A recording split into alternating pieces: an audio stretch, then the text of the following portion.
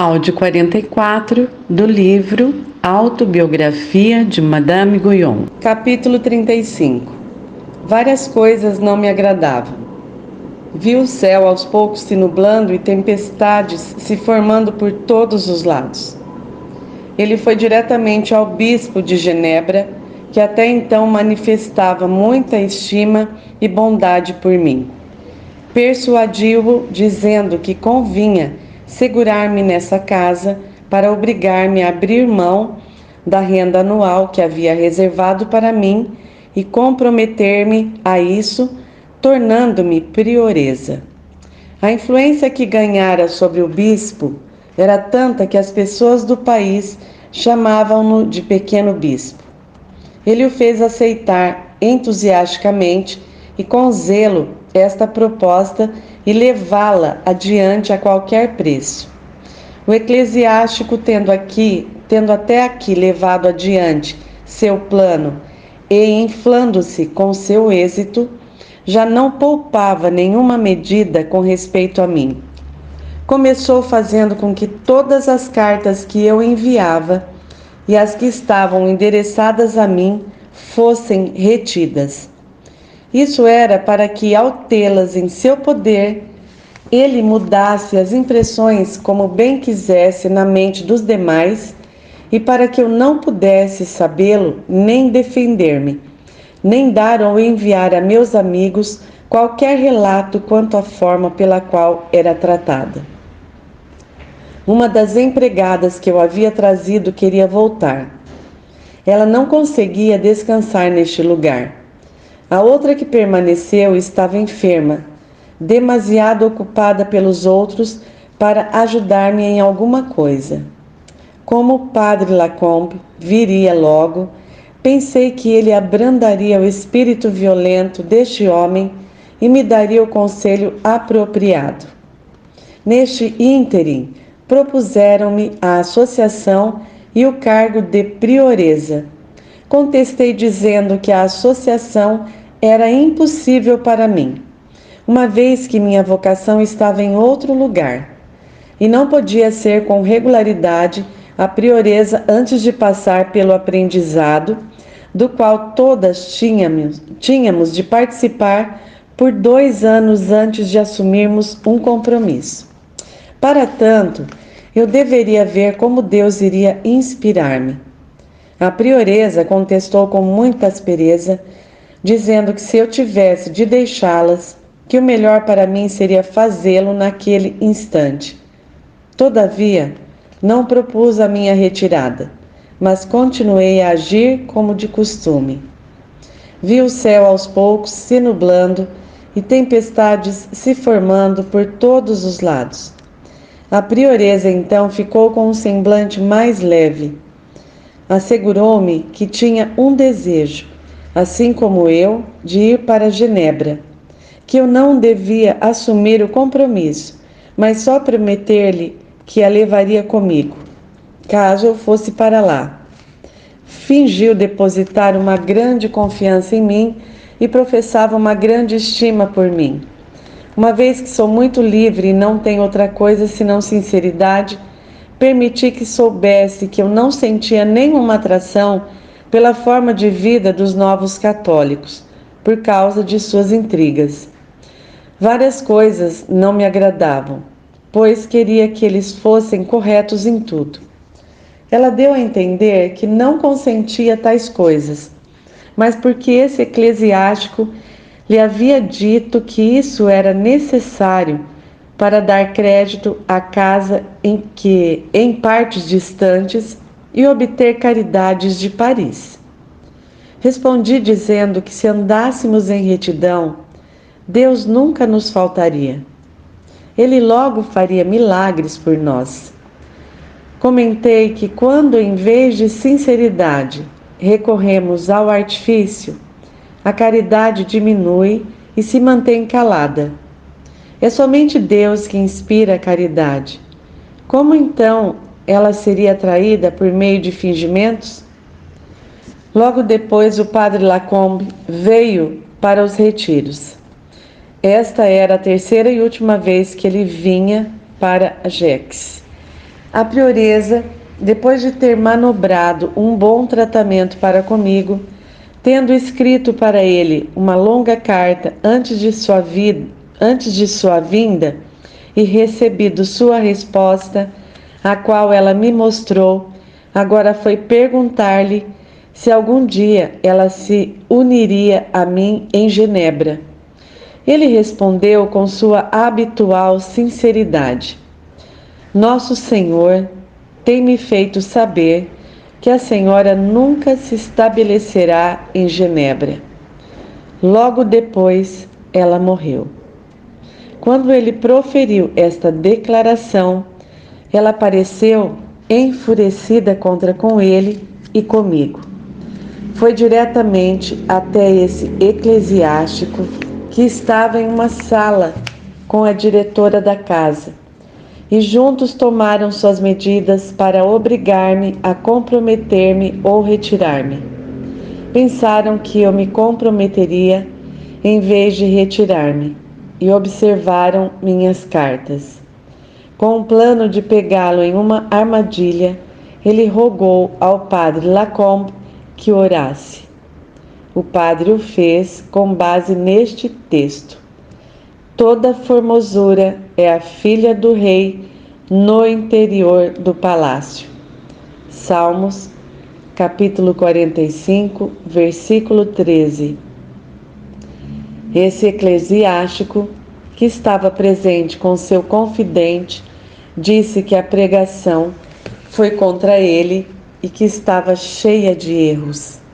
Preparou 8 proposições e inseriu nelas coisas que o padre não havia pregado, ajustando-as da maneira mais maldosa possível, e então as enviou a um de seus amigos em Roma para que fossem examinadas pela Sagrada Congregação e pela Inquisição. Embora ele as tivesse compreendido muito mal, em Roma eles se pronunciaram a favor. Isso o frustrou e irritou profundamente. Depois de ter sido tratado desta maneira e insultado desonrosamente por ele, nos termos mais ofensivos, o padre, com muita delicadeza e humildade, disse-lhe que iria para Annecy para tratar de alguns assuntos do convento. Se tivesse algo para escrever para o bispo de Genebra, ele cuidaria de entregar sua carta. Ele quis então que o padre esperasse um pouco, enquanto iria escrevê-la. O bom padre teve a paciência de esperar por mais de 3 horas, sem ter notícias dele, apesar de tê-lo tratado muito mal, a ponto de arrancar de suas mãos uma carta que eu lhe havia dado para entregar ao eremita tão digno que mencionei. Ouvindo que ele não havia partido, mas ainda estava na igreja, eu o procurei e lhe implorei que enviasse alguém para ver se os pacotes dos outros estavam prontos. O dia passou e ele se viu obrigado a alojar-se pelo caminho.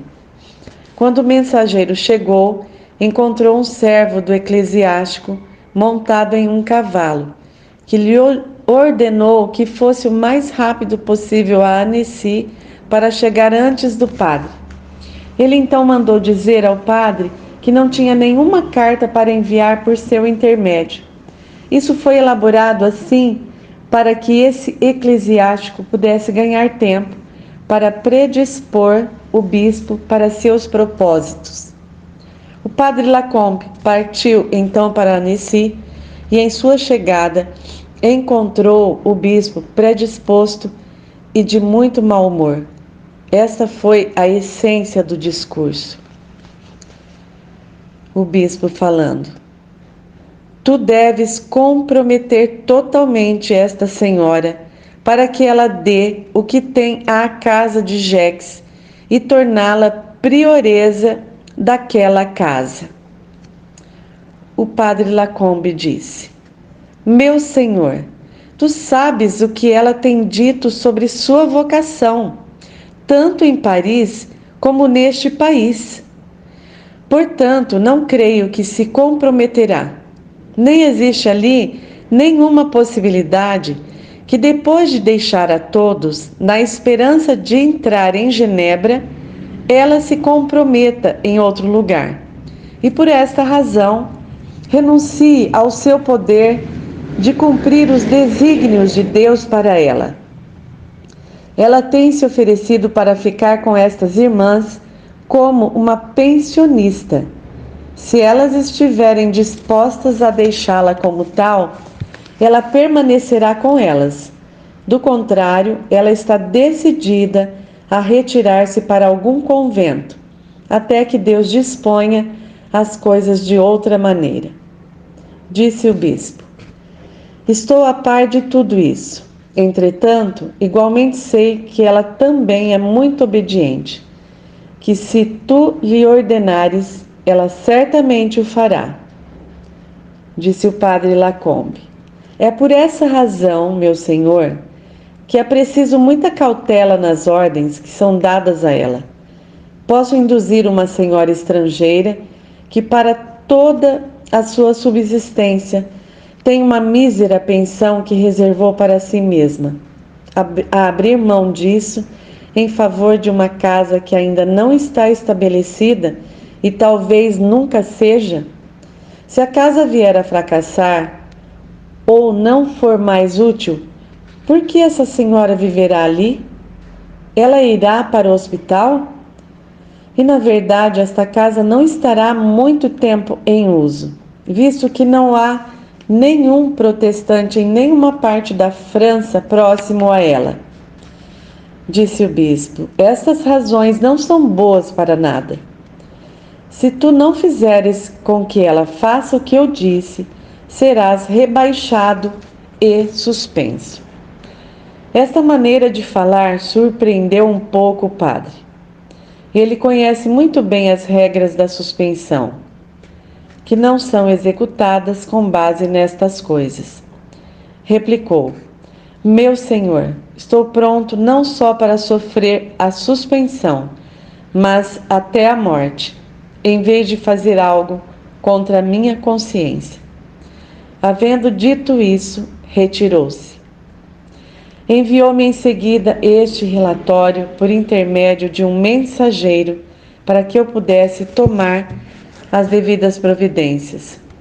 Eu não tinha nenhuma alternativa senão retirar-me para um convento. Recebi uma carta informando-me que a freira a quem eu havia confiado minha filha havia ficado enferma e queria que eu fosse ficar com ela por algum tempo.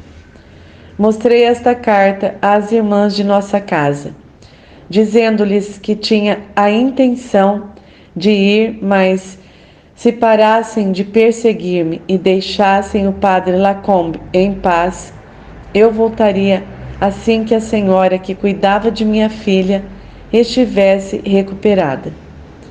Em vez disso, elas me perseguiram de modo mais violento.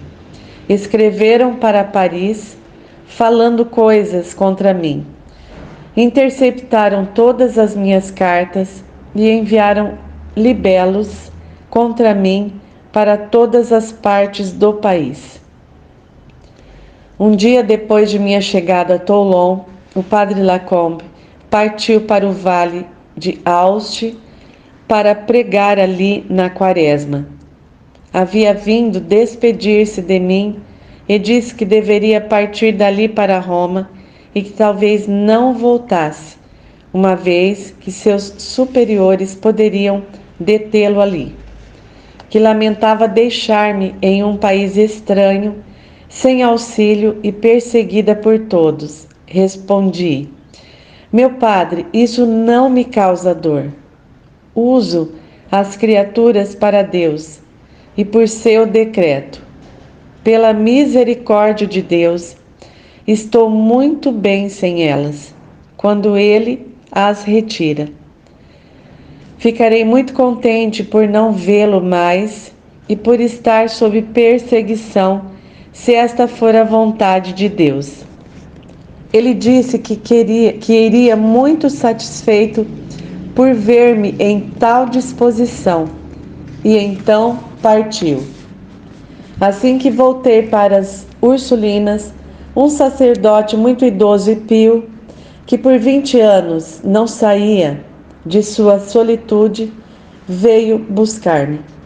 Disse-me que havia tido uma visão relativa a mim, que havia visto uma mulher em um barco no lago e que o bispo de Genebra, com alguns de seus sacerdotes, não media esforços para afundar o barco em que ela estava e afogar a mulher, que continuou a ter esta visão por mais de 2 horas, com dor no espírito, que às vezes era como se esta mulher se afogasse, visto que por algum tempo ela desaparecia, mas que depois ela aparecia novamente e pronta para escapar do perigo, enquanto o bispo nunca desistia de persegui-la.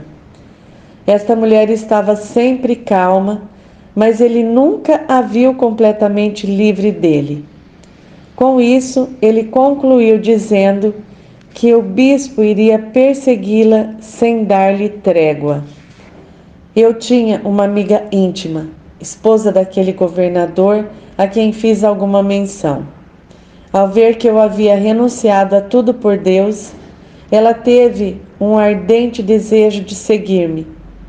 Com diligência, ela se desfez de todos os seus bens e resolveu seus assuntos para vir até mim.